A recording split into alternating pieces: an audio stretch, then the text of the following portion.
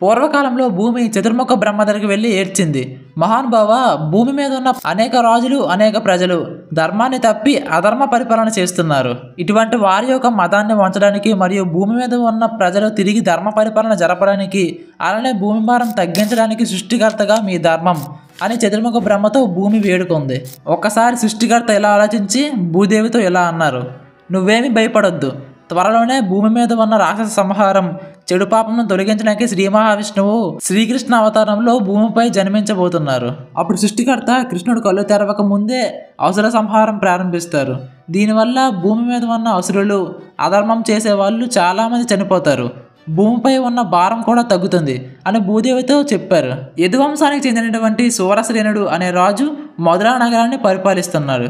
ఆయన కుమారుడు వసుదేవుడు. అలానే భుజవంశానికి చెందిన ఇద్దరు అన్నదమ్ములు ఉన్నారు. అందులో ఒకడు ఉగ్రసేనుడు, మరొకడు దేవకుడు. వీళ్ళిద్దరూ అన్నదమ్ములు. వీరిలో ఉగ్రసేనుడికి ఒక కుమారుడు ఉన్నాడు. అతని పేరు కంసుడు. అలానే కంసుడి సోదరి దేవకీదేవి. వీళ్ళిద్దరూ అన్న చెల్లెళ్ళు, కానీ ఒకే తల్లికి పుట్టలేదు. అన్నదమ్ముల పిల్లలైనప్పటికీ దేవకీదేవి అంటే కంసుడికి అంతులేని ప్రేమ. అయితే ఒకరోజు దేవకీదేవికి సురేంద్రుడి కుమారుడైన వసుదేవుడికి ఇచ్చి వివాహం చేస్తారు. దేవకీదేవికి వసుదేవుడికి వివాహం అయిన తరువాత దేవకీదేవిని అత్తగారింటికి పంపాలని దేవకుడు గుర్రాలను, బంగారమును, ఏనుగులను, బంగారు రథాలను ఏర్పాటు చేశాడు. అప్పుడు కంసుడు వచ్చి నేను చెల్లెలకు రథసారిగా ఉంటాను అని చెప్తాడు. ఎందుకంటే చెల్లెలంటే అంతులేని ప్రేమ కదా. ఆ ప్రేమ వలనే కంసుడు రథసారిగా మారాడు. కంసుడు రథం నడుపుతున్న సమయంలో శరీరవని ఇలా పలికింది.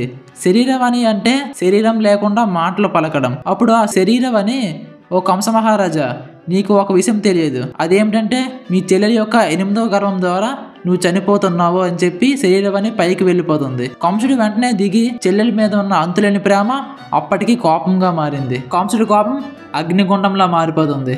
ఎడమ చేతితో చెల్లెలి జుట్టును పట్టుకొని రథం నుంచి కిందకి లాగేశాడు. చేతితో కత్తిని తీసి, నీకు పుట్టబోయే 8వ బిడ్డ వలన నాకు మరణం సంభవిస్తుంది, అందువలన నిన్ను నేను చంపేస్తా, నాకు మరణం ఉండదు, నన్ను చంపేవాడు ఎవ్వరూ ఉండరు అని చెప్తాడు. అప్పుడు దేవకీదేవికి ఏం చేయాలో అర్థం కాక అలా మౌనంగా ఉండిపోతుంది. అప్పుడు వసుదేవుడు కంసుడితో, మేమేం తప్పు చేశాము, మా వల్ల నీకు మరణం లేదు కదా, పుట్టబోయే 8వ బిడ్డ వలన మరణం ఉంది కదా అని వసుదేవుడు కంసుడితో చెప్తాడు. అప్పుడు వసుదేవుడు, మాకు పుట్టబోయే ఒక్కొక్క బిడ్డని నీ దగ్గరకు తెస్తాం, వాళ్ళనే చంపే అని చెప్తాడు. అప్పుడు కంసుడు చెల్లెల్ని వదిలేస్తాడు.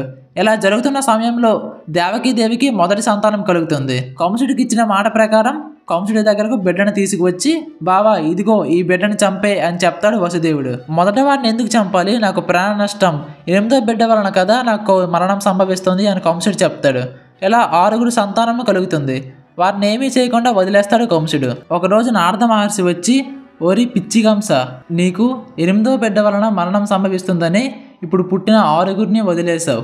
ఏమో ఈ 6లో నిన్ను చంపేవాడు ఉండొచ్చేమో, లేకపోతే ఆ 8వ బిడ్డకు ఈ 6 సహాయపడొచ్చేమో. నువ్వు పోయిన జన్మలో కాలనేమి అనే అసురుడివి, నువ్వు శ్రీ మహావిష్ణువు చేతిలో చంపబడ్డావు అని చెప్పి నారదుడు వెళ్ళిపోతాడు. అప్పుడు కంసుడికి ప్రాణభయం పట్టుకుంది.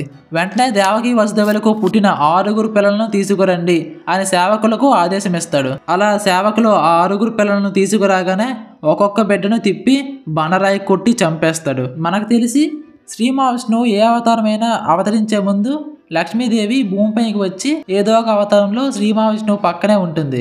అలానే ఆదిశేషుడు కూడా శ్రీ మహావిష్ణువు పక్కనే ఉంటారు. ఈ కృష్ణ అవతారంలో ఆదిశేషుడు బలరాముడిగా శ్రీ మహావిష్ణువు పక్కనే ఉంటారు. ఇలా దేవకీదేవికు వసుదేవుడికు 7 జన్మిస్తారు. మరోవైపు కంసుడు ఎప్పుడు 8వ బిడ్డ పుడతాడో, నన్ను ఏ రూపంలో చంపేస్తాడో అని భయంతో ఉంటాడు.